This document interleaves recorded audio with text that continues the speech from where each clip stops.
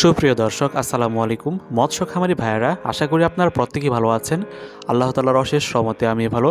তবে আজকে আপনাদের সামনে আলোচনা করতে যাচ্ছি পুকুরে সমিথিয়ন প্রয়োগ এবং একটি নার্সিং পুকুর কীভাবে তৈরি করবেন এবং রেণু চাষের পূর্বে আপনার কার্যকরী যে সকল পদক্ষেপ নিতে হবে সে সম্পর্কে বিস্তারিত আলোচনা করব এবং ভিডিওর শেষ পর্যায়ে আপনি পুকুরে কীভাবে প্রাকৃতিক খাবার তৈরি করবেন এবং এই সময় কী মাছের রেণুপোনা পুকুরে চাষ করা উত্তম, তো সে সম্পর্কে বিস্তারিত আলোচনা করব। তো আশা করি শুরু থেকে শেষ পর্যন্ত ভিডিওটি দেখবেন।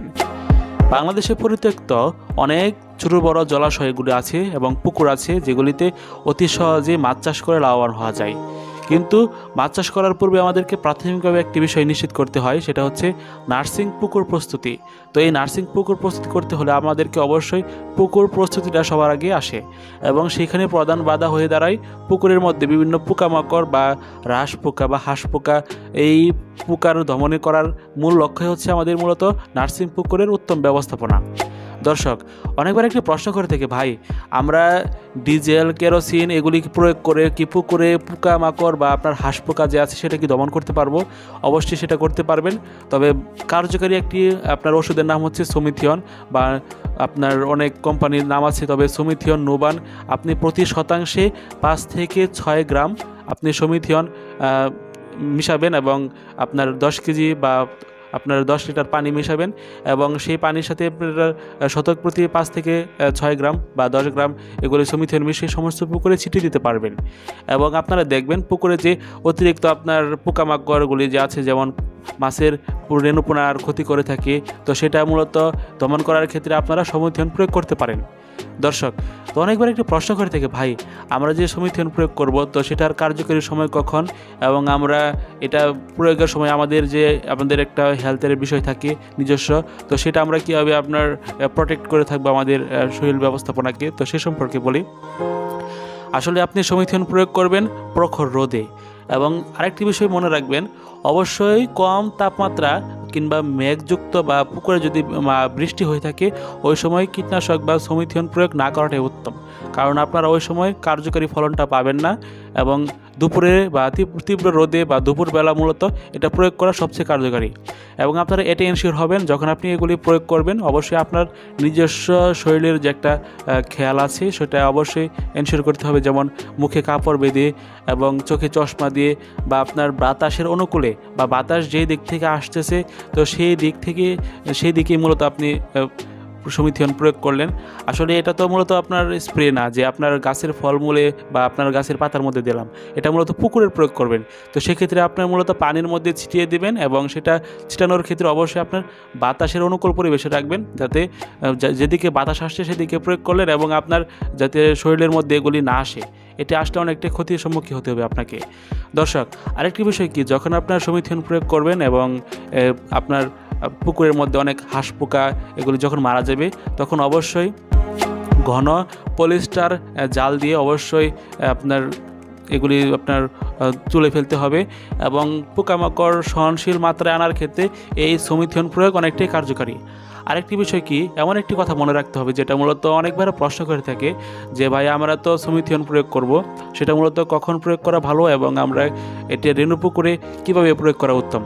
আসলে আপনি যখন এগুলো প্রয়োগ করবেন বা আপনি একটি পুকুর প্রস্তুত করলেন এবং পানি নামালেন, দেখলেন আপনার পুকুরে আপনার বাদামি বা সবুজ আকার ধারণ করেছে, আপনার পুকুরে প্রাকৃতিক খাবার তৈরি হয়েছে, ওই সময় পুকুরের মধ্যে আপনার পুকুরে হাঁস পোকা বা বিভিন্ন পোকামাকড়ের উপস্থিতি হয়েছে আর যেগুলি আপনার রেণু চাষের সময় ক্ষতিকর বা ক্ষতি হতে পারে, তো সেটা মূলত রেণু ছাড়ার পূর্বে বা আগে আপনার 24 থেকে 72 ঘন্টা বা 48 ঘন্টা আগে অবশ্যই আপনাকে সমিথিয়ন প্রয়োগ করে পুকুর অবশ্যই আপনার পোকা দমন করে, তাছাড়াও রেণু অবস্থায় এগুলিও প্রয়োগ করা যায়।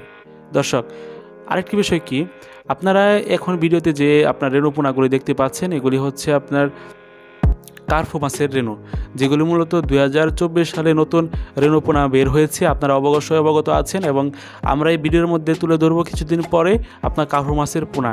তবে আপনি কার্ফু মাছের পোনা যদি নেন অবশ্যই আপনারা যোগাযোগ করতে পারেন। আরেকটি বিষয় কি, যদি এই রেণু নিয়ে আমাদের কাছ থেকে সংগ্রহ করে চাষ করতে পারেন সেটা করতে পারেন, যেটা মূলত আমরা ময়মনসিংহের ত্রিশাল থানা থেকে বাংলাদেশের যে কোনো জেলায় অক্সিজেন প্যাকেটে এগুলি সরবরাহ করে থাকি। আমরা যে রেণুপোনাগুলি আপনাদেরকে সরবরাহ করে থাকবো থাকবো আপনারা, আমি নিজে এনশিওর, কারণ এগুলি আপনারা পরীক্ষিত, আপনারা অবশ্যই লাভবান হতে পারবেন। কারণ এই কার্প জাতীয় মাছের রেণুপোনা শীতের সময় ব্যাপকভাবে চলে, এবং আপনারা যখন পুকুরে এগুলি চাষ করবেন বা আপনার পুকুরে একটি নার্সিং করবেন, অবশ্যই ভালো ফলন পাবেন।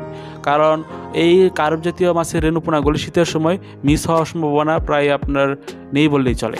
দর্শক, আরেকটি বিষয় কি, অনেকবার একটি প্রশ্ন করে থাকে, ভাই আমরা তো একটা পুকুর লিজ নিলাম বা নিজের একটি পুকুর আছে, তো সেটার মধ্যে আমরা কিভাবে প্রাকৃতিক খাবার তৈরি করব এবং আমরা কিভাবে এগুলিকে খাবার প্রয়োগ করব, তো সে সম্পর্কে বিস্তারিত বলেন।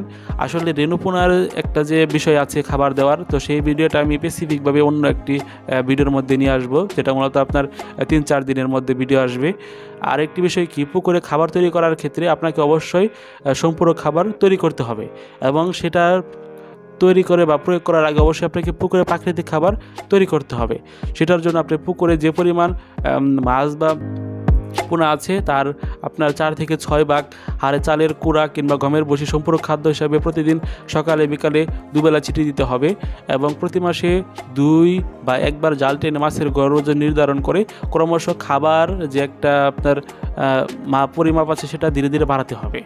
দর্শক, আরেক বিষয়টা কি, আপনার পুকুরের যে মাছের রেণুপোনাগুলি চাষ করেন না কেন, অবশ্যই আপনারা যে কোনো তথ্য পরামর্শের জন্য আমাদের কাছ থেকে সরাসরি এসে সংগ্রহ করতে পারেন। যে কোনো তথ্য পরামর্শ, তাছাড়া রেণুপোনা এগুলি আমরা বিক্রি করে থাকি, যেটা আপনি মূলত আপনার ভিডিওতে দেখতেই পাচ্ছেন।